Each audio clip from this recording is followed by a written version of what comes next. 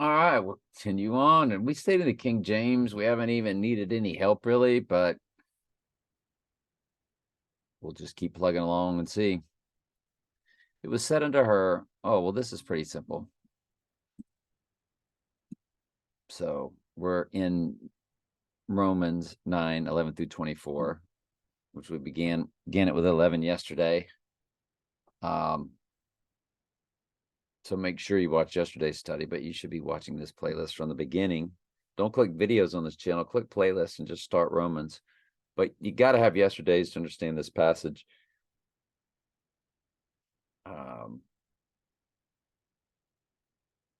Jacob I have loved and Esau I have hated before either one were born. That it's all about the purpose of God according to election might stand. And so it goes back to tell the story. This all began with telling a story from the Old Testament, how there's no free will.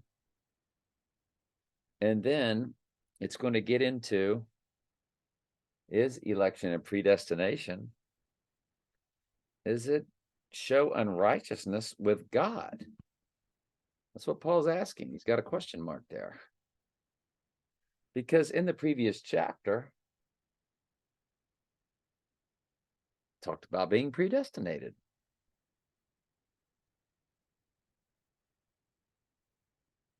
Which is what Ephesians 1, 4, and 5 talks about. Which is why in Ephesians 2, they talk about grace. So in the following chapter of where election and predestination are told to us, both in Romans 8 and Ephesians 1, both in the following chapters, they give you the explanation.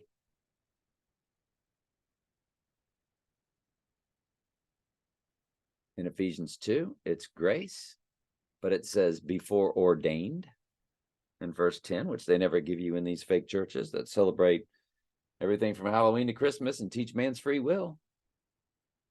They're the church of Satan. Straight up, aren't they?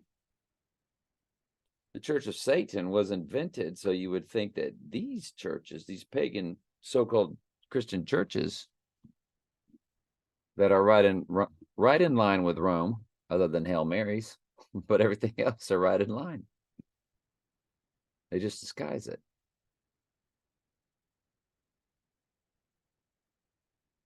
And in this one here, it's Romans 11, where Paul explains the fairness of it.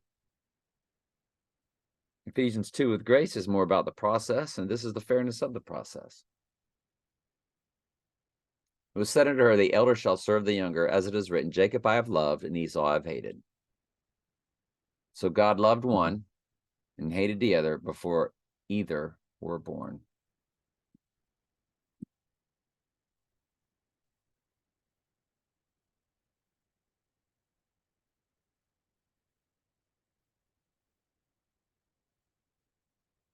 What shall we say then? Is there unrighteousness with God? God forbid. For he saith unto Moses, I will have mercy on whom I will have mercy, and I will have compassion on whom I will have compassion. It's God's will, isn't it? It's not man's free will. So that it is not of him that willeth, no free will, nor him that runneth, but God that showeth mercy.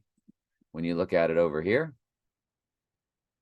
it says, so it is God who decides to show mercy. We can neither choose it nor work for it. And yet, if he did decide to show mercy on you, which means you're a sheep from before anything was made, you will have the works of salvation. Faith without works is dead.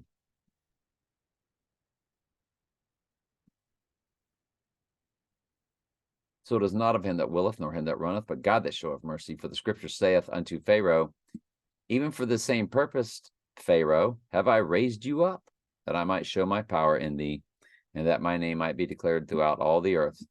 That's all Pharaoh's job was to do, was to be Pharaoh. The Antichrist, he's got one job, that's be the Antichrist. Therefore he have mercy on whom he will have mercy, and whom he will hardeneth. Hardeneth, that's the goats. They have hardened hearts. It's not their fault. That's how God made them. They are accountable unto death. Raised, judge, receive a second death. Thou wilt say unto me, why does he find fault? Fault? Well, he's just going about his will, isn't he? Because it says, who hath resisted his will? Nay, but, O man, who are you to reply against God? Shall the thing formed, humans, say to him that formed it, God, why have you made me this way? Doesn't the potter, God, have power over the clay, mankind, of the same lump to make one vessel unto honor, sheep, and the other unto dishonor, goats? What if God, willing to show his wrath and to make his power known, endured with much long suffering the vessels of wrath fitted to destruction? That's goats. Vessels of wrath fitted to destruction. Fitted. They're made that way. Nothing they can do about it. They're fitted right into that perfect groove of being a goat. It says, perfect, make perfect. That's what fitted means. Mend, be perfect, frame, prepare, restore, perfectly joined together. They're fitted, perfectly fitted to be vessels of wrath. They're goats, and nothing they can do about it. They are set in stone. It says to render, to fit sound, complete, to mend, to repair, to complete, to fit out, equip, put in order, arrange, adjust. Put in order and arrange is what fits this specific description. And or to fit it or frame for a certain person, to prepare them in that way. It says, ethically, to strengthen, perfect, complete, make what he ought to be. What they ought to be are goats. They are vessels of wrath, and there's the word that we just went over, fitted. Fitted to destruction. That's deep, but that's real. It's real deep. It's real deep, real. And his tail drew a third part of the stars of heaven, and did cast them to the earth. And the dragon stood before the woman, which was ready to be delivered, for to devour her child as soon as it was born. And she brought forth a man-child, who was to rule all nations, Jesus, with a rod of iron, and her child was caught up unto God and to his throne, Jesus. And the woman, the church, pretty much the Israelites, I do believe this is the Hebrew bloodline specific, fled into the wilderness, where she have a place prepared of God, that should be fed her there 1,260 days. This might be during God's wrath. I have no idea. Once the great trib is over with. Or during, anyway. And there was a war in heaven. In my opinion, the great trib is 3.5 days, so. And there was a war in heaven. And if you're not sure about why I think it's 3.5 days, just start this from the beginning. And there was a war in heaven. Michael and his angels fought against the dragon, and the dragon fought and his angels, and prevailed not, neither was their place found any more in heaven. And the great dragon was cast out, that old serpent called the devil and Satan, which deceiveth the whole world. He was cast out into the earth, and his angels were cast out with him. And I heard a loud voice in heaven, now is come salvation and strength, and the kingdom of our God, and the power of his Christ, for the accuser of his brethren is cast down, which caused them before our God day and night. And they overcame him by the blood of the Lamb, and by the word of their testimony, and they loved not their lives unto death.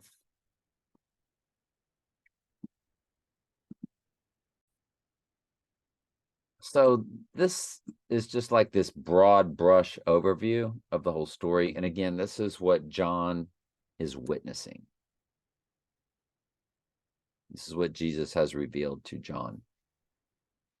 That's why this is not in order, but it is the end times. Anyway, I love you very much. Ask questions anytime. That's what I'm here for.